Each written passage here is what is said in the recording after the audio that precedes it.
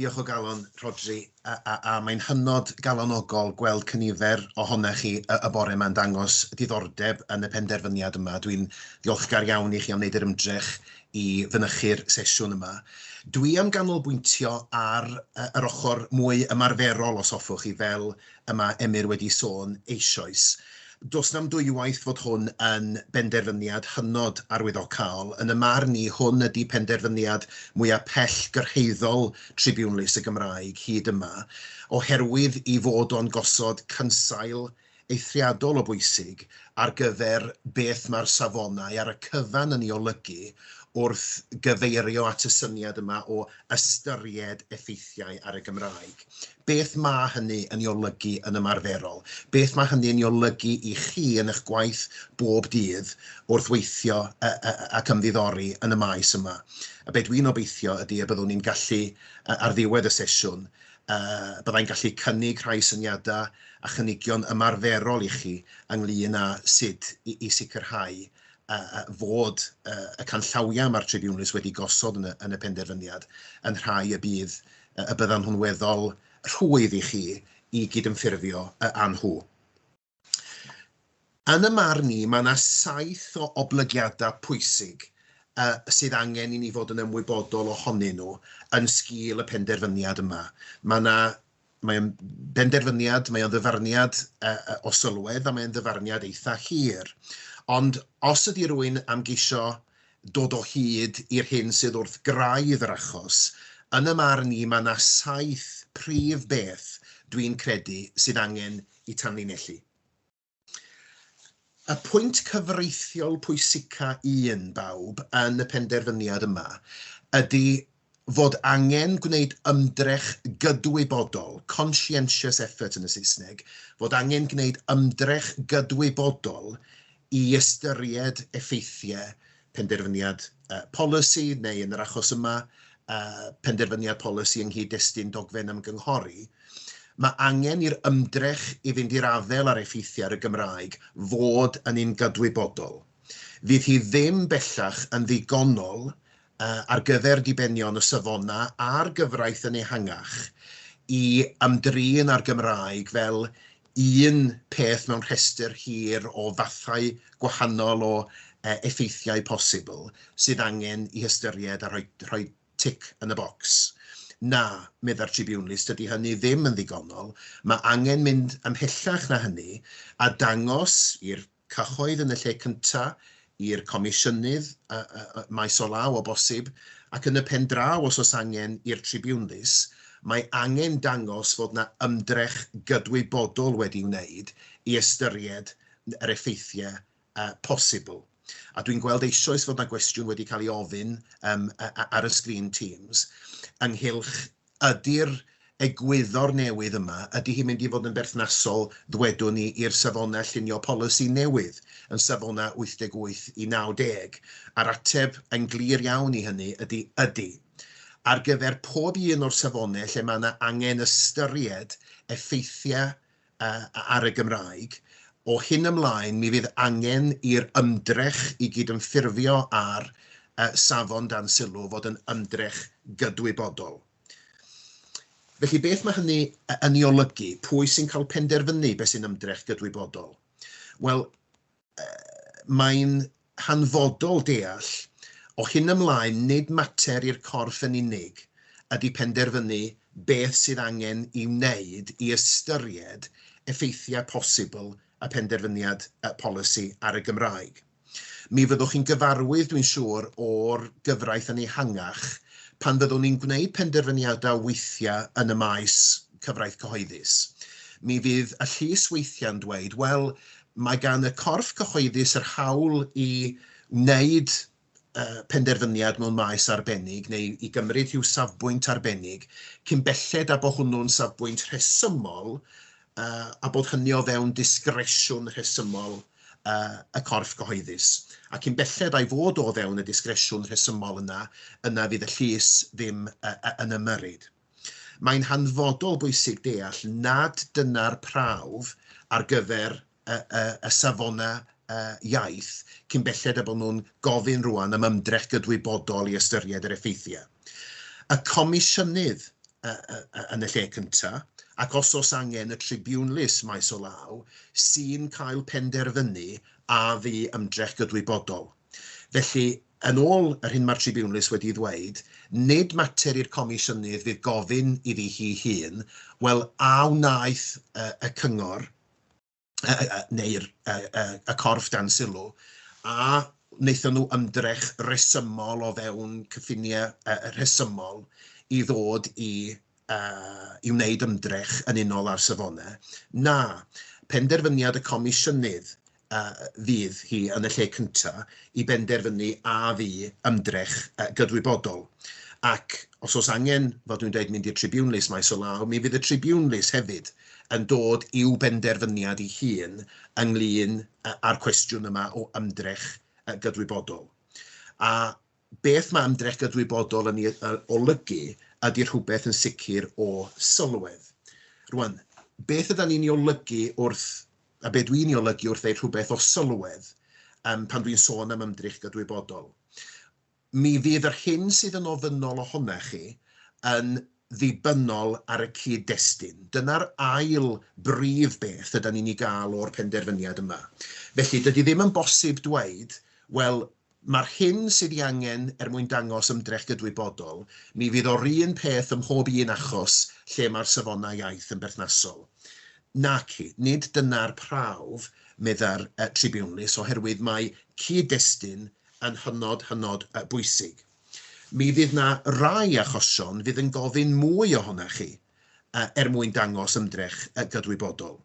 Felly, enghraifft, ac mi oedd yr achos yma'n enghraifft dda iawn o hyn, os ydy'r penderfyniad polisi sydd yn cael ei drafod yn papur ymgynghori, yn un sydd yn ymwneud ag ardal o sensitifrwydd o safbwynt y Gymraeg, neu sy'n ardal arwyddocaol o ran y Gymraeg, yna mae'n sefyll i reswm y bydd yr ymdrech gydwybodol sydd ei hangen yn gofyn mwy ohonoch chi mwyn sicrhau fod yr ymdrech honno yn ddigonol. Os ydy'r penderfyniad polisi yn un sydd yn debygol o arwain at nifer o effeithiau posibl ar y Gymraeg, neu, os ydy maint yr effeithiau posibl hynny yn mynd i fod yn sylweddol, yna'n amlwg, mi fydd angen mwy o ymdrech i sicrhau fod yr ymdrech yn un gydwybodol yn unol ar safonau. Mae hynny wrth gwrs yn sefyll i reswm.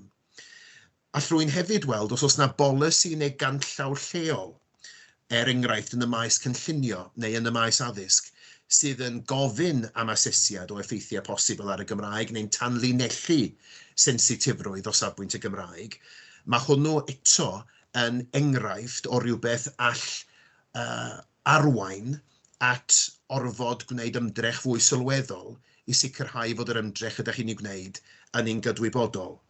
Ac felly, teg dweud, nac oes, does na ddim un ateb fydd yn ffitio pob achos.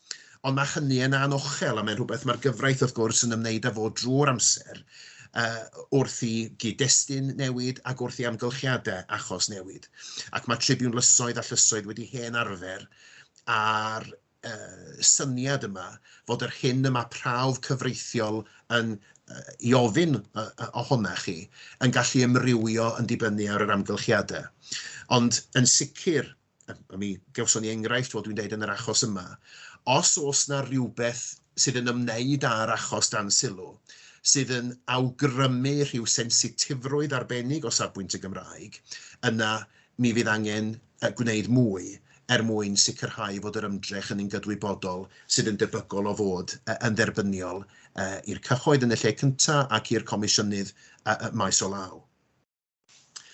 Y trydydd pwynt i'w gymryd o'r dyfarniad ydy'r pa mor bwysig ydy hi i ystyried y cymysgedd bosibl o effeithiau.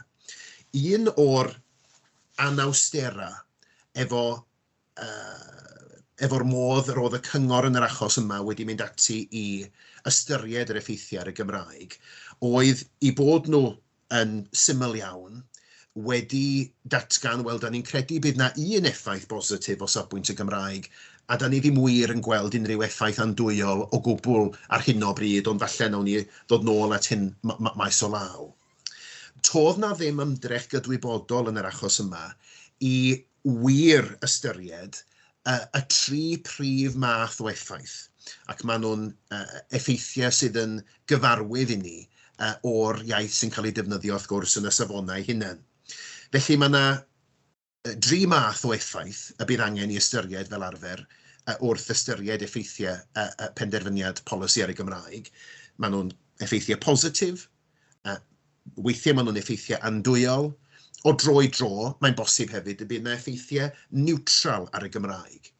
Beth mae'r Tribunlys yn ei bwysleisio yn yr achos yma ydy y dylai fod yna ymdrech i geisio ystyried yr ystod eang yna o effeithiau posibl, ac nid i ganolbwyntio yn artiffisial ar un math o effaith yn unig, oherwydd reality bywyd a reality penderfyniadau polisi sy'n ymwneud â'r Gymraeg ydy fod y rhan fwyaf penderfyniadau polisi yn mynd i arwain at gymysgedd falle o effeithiau positif, andwyol a niwtral.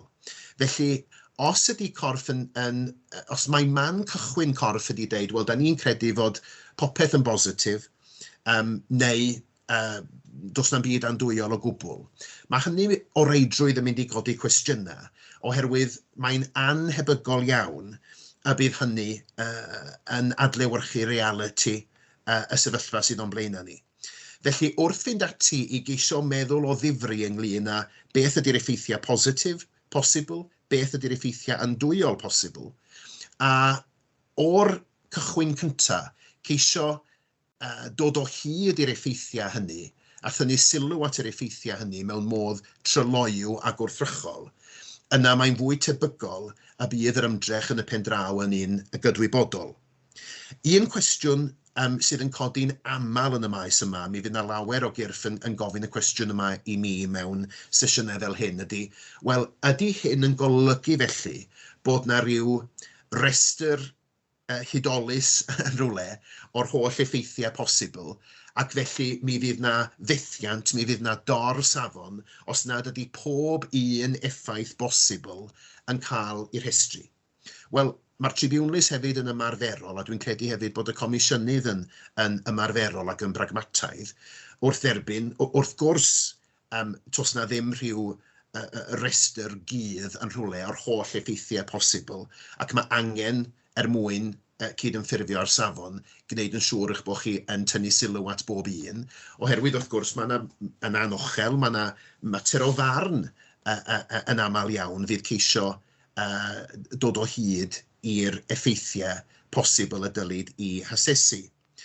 Ac felly nag oes, dydy'r prawf cyfreithiol ddim yn un mor afrealistig a dweud, wel, mae rhaid i chi sicrhau eich bod chi'n rhestru pob un effaith bosibl, ond beth mae'r safona yn i ofyn ohonych chi ydy bod yna ymdrech gydwybodol i geisio rhestru yr effeithiau posibl ac yn sicr yr effeithiau amlwg fydde'n deillio neu'n debygol o deillio o benderfyniad polisi o'r fath.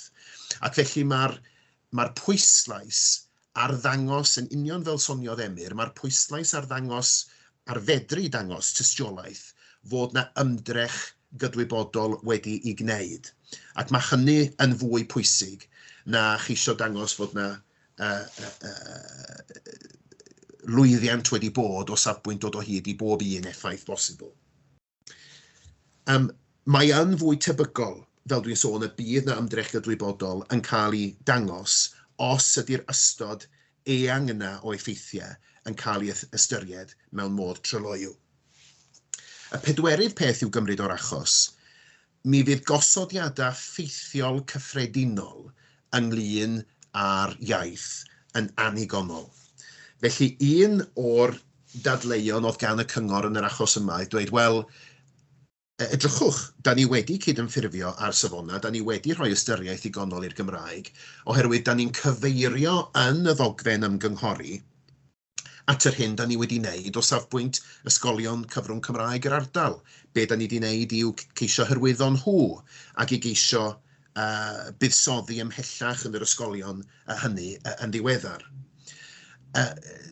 toedd yr dadleuon hynny ddim yn rhai oedd yn darbwyllo'r comisiynydd fod na ymdrech ddigonol wedi'i gwneud, a doedden nhw'n sicr ddim yn darbwyllo'r tribwnlys ychwaith. Oherwydd beth sydd angen wrth gwrs ydy ystyried effeithiau posibl a penderfyniad polisi penodol arfaethedig ar y Gymraeg. Felly, mi fydd cyfeirio mewn modd hynod gyffredinol at yr hyn y mae'r corff yn ei wneud yn ehangach mwyn ceisio hyrwyddo'r Gymraeg neu hwyluso'r defnydd o'r Gymraeg, ydy hynny ddim yn ddigonol ar gyfer y safonau llunio polisi, oherwydd beth mae'r safonau llunio polisi yn ei ofyn ohonoch chi, ydych bod chi'n ystyried yn gydwybodol effeithiau penodol, y polisi penodol sydd dan sylw. Felly, digon teg fallai gyfeirio at rai pethau fel materion cefndirol, ond mi fydde hi'n gamgymeriad i feddwl bod cyfeirio at y materion cyffredinol hynny o safbwynt y Gymraeg yn mynd i fod yn ddigonol ar gyfer dibenion y safona. Y pumed gwers hyd y gwela i, mae'r achos yn ei ddysgu i ni, ydy nad ydy'r adroddiad ymgynghori yn mynd i ddod i'r adwy. A gadwch i mi fod yn glir yn yr hyn ydw i'n ei ddweud wrth wahaniaethu rhwng y ddogfen ymgynghori a'r adroddiad ymgynghori. Y ddogfen ymgynghori, wrth gwrs, fydd y ddogfen fydd y corff yn ei baratoi mwyn bod yn sail ar gyfer yr ymgynghoriad. Y ddogfen honno fydd yn cynnwys manylion ynghylch y penderfyniad polisi arfaethedig, fydd yn cynnwys yr asesiadau effaith perthnasol, gan gynnwys yr asesiadau effaith ar y Gymraeg. A'r ddogfen honno wedyn fydd yn cael ei chyhoeddi mwyn bod o fydd i bobl wrth ymateb i'r ymgynghoriad. Yr adroddiad ymgynghori, wrth gwrs, ydy'r adroddiad sy'n cael ei benderfynu, cael ei baratoi wedi diwedd y cyfnod ymgynghori, mwyn cywain gwybodaeth ynglyn â'r hyn dwedodd pobl yn ystod yr ymgynghoriad, a cynnig ffordd ymlaen fel arfer ar gyfer y penderfyniad polisi yn sgil yr hyn sydd wedi cael ei ddweud yn ystod yr ymgynghoriad. Wel, un o ddadleuon y cyngor yn yr achos yma oedd dweud, wel, hyd yn oed os nad ydy'r ddogfen ymgynghori yn mynd i'r afer yn llwyr ar effeithiau perthnasol o safbwynt y Gymraeg, yna mi wnaed hynny yn yr adroddiad ymgynghori wedi'r cyfnod ymgynghori, felly mi ddylai rywun edrych ar hyn yn ei gyfanrwydd ac edrych yn rhesymol ac yn deg ar bopeth y mae'r cyngor wedi wneud yn ystod y broses o wneud penderfyniad gan gynnwys yr adroddiad ymgynghori mwyn penderfynu a fu cydymffurfiaeth efo safona ymgynghori 91 i 93. Ac unwaith eto na medde'r tribiwnlys, dydy hynny ddim yn ddigonol. Mae'r safona perthnasol yn ymwneud â'r ddogfen ymgynghori ei hun, ac mae hynny wrth gwrs yn ddigon amlwg ar wyneb y safona ei hunain. Tydy'r safona ddim yn ymwneud â'r adroddiad ymgynghori wedi diwedd y cyfnod ymgynghori. Felly fedrwch chi ddim dibynnu ar ddadansoddiad pellach. Diolch ots pa mor soffistigedig ydy'r dadansoddiad pellach yn yr adroddiad ymgynghori wedi diwedd y cyfnod ymgynghori. Mae'r safona yn ymwneud â'r ddogfen ymgynghori ar gychwyn y broses ymgynghori. Ac yn yr ddogfen honno, mae rhaid sicrhau bod yr asesiad o effeithiau posibl o ran y Gymraeg wedi i gwblhau. Pwynt rhif 6, ac mae hwn eto yn bwynt hynod bwysig i'w nodi. Fydd i ddim yn bosib o hyn ymlaen esgusodi asesiad anigonol o'r effeithiau ar y Gymraeg yn y ddogfen ymgynghori drwy ddweud, wel, dechrau'r daith ydy hyn, o reidrwydd, da ni'n gwybod beth yw'r effeithiau posibl ar y Gymraeg eto, oherwydd mi fydd hynny'n rhywbeth fydd yn dod i'r fei, yn rhywbeth y byddwn ni'n dysgu mwy amdanyn nhw yn ystod y cyfnod ymgynghori, felly allwch chi'n disgwyl gormod ohono ni'n y ddogfen ymgynghori, y tu hwnt i rai osodiadau sylfaenol. Mae angen i wir asesiad o'r effeithiau ar y Gymraeg, mae'n rhaid i hynny ddisgwyl tan ddiwedd y cyfnod ymgynghori ei hun. Wel, mae wastad wedi bod yn dipyn o benbleth i mi pam yn bod ni, neu pan bod rhai yn y gorffennol wedi ystyried bod hynny'n briodol o safbwynt y Gymraeg, oherwydd wrth gwrs da ni'n gwneud hynny mewn unrhyw faes polisi arall. Does na neb yn dweud enghraifft yn y broses gynllunio gwlad a thref o safbwynt effeithiau amgylcheddol. Wel, does dim angen i ni wneud asesiad llawn o'r effeithiau amgylcheddol yn y cais cynllunio. Mi rawn ni'r cais i mewn ac wedyn ni all pobl eraill ddweud wrthyn ni, mi all y cyhoedd ddweud wrthyn ni beth ydy'r asesiad, yr effeithiau amgylcheddol tebygol, a mi nawn ni hasesu nhw bryd hynny. Fysa hynny wrth gwrs yn hollol anerbyniol yn y cyd-destun amgylcheddol. Ond yn anffodus, mi oedd na ryw feddylfryd, dwi'n credu, mewn rhai carfanna wedi sefydlu i hun rywsyd i bod hi'n bosibl gohirio y gwir asesiad o'r effaith penderfyniad polisi ar y Gymraeg, hyd nes diwedd y cyfnod ymgynghori, oherwydd bod angen ymgynghori mwyn dysgu beth ydy'r effeithiau posibl.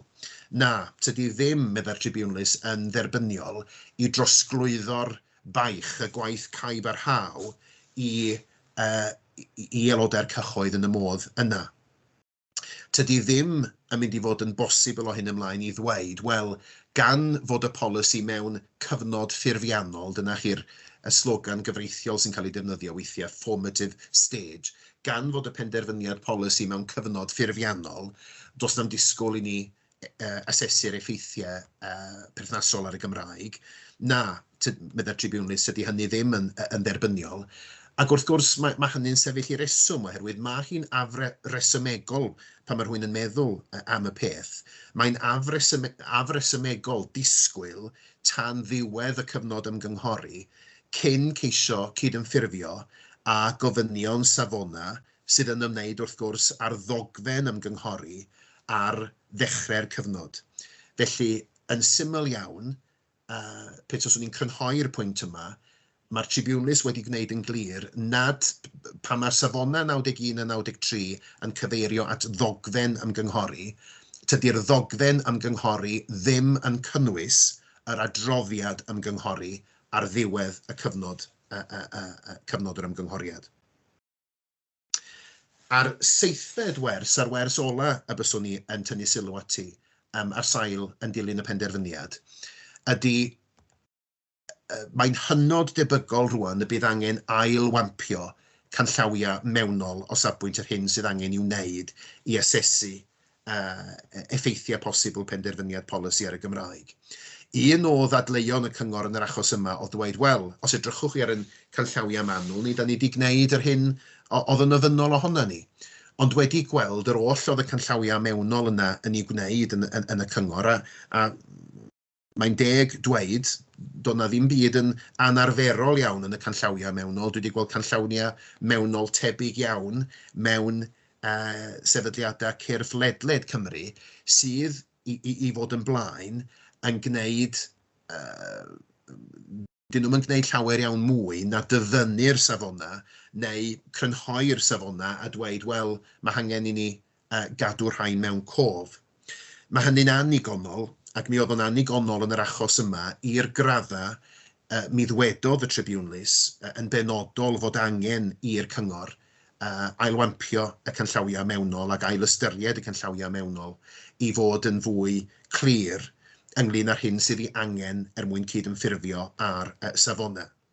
Ac felly, y peth lleia sydd angen i'w wneud bawb yng ngoleuni'r penderfyniad yma gan y Tribunalus, mae angen cryfhau unrhyw ganllawiau mewnol sydd gynnwch chi i gyfeirio at yr angen i'w wneud ymdrech gydwybodol i ystyried effeithiau posibl. Dyna chi'r pennawd, dyna chi'r prawf cyfreithiol sydd angen i bawb fod yn ymwybodol ohonyn nhw sydd yn ymwneud â dogfennau ymgynghori o'r math yma.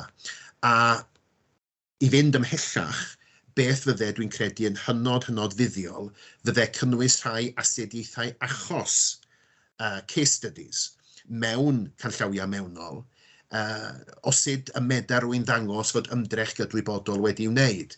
Felly ymdrech, er enghraifft, o'r maes addysg ar sail y penderfyniad yma, mi allech canllawia mewnol chi ddweud, wel, os oes gynnon ni gynnig i adrefnu ysgolion, beth mae gwneud ymdrech gydwybodol i ystyried yr effeithiau ar y Gymraeg yn ei olygu. Ac mi allech chi wedyn roi enghreifftiau o'r rhai o'r effeithiau tebygol posibl y dylid i ystyried. Mi allid cynnig astudiaeth achos arall o'r maes cynllunio, fel dwi'n dweud, pan mae yna bolisia cynllunio'n cael ei paratoi. Felly dyna chi'r saith brif wers ydw i wedi dysgu o'r penderfyniad. Petaswn ni'n yn gorffen yng nghyflwyniad felly drwy geisio cynnig 5 darn o gyngor ymarferol i chi ar sail y gwersi hynny, ynglyn â sut fedrwch chi fynd ati yn syth fel cyrff i geisio sicrhau eich bod chi yn cydymffurfio mewn modd cadarnhaol gyda'r safonau yma. Yna, dyma chi'r 5 peth y byswn i'n ei gynnig i chi'r bore yma. Mae yna arfer wedi hen ennill i dir yng Nghymru yn anffodus yn y marn i, o drin yr effeithiau ar y Gymraeg fel un pennawd mewn asesiadau effaith integredig. A tydi hynny yn ddwy hun ddim o reidrwydd yn anerbyniol os ydy'r ymdriniaeth o'r Gymraeg o fewn yr asesiadau effaith integredig yna yn ddigon manwl ac yn cydymffurfio ar prawf yma ddangos ystyriaeth gydwybodol. Ond yn fy mhrofiad i, mae rhaid mi ddeud, natur asesiad effaith integredig, lle mae yna nifer o effeithiau gwahanol yn cael ei ystyried hefo'i gilydd mewn un ddogfen.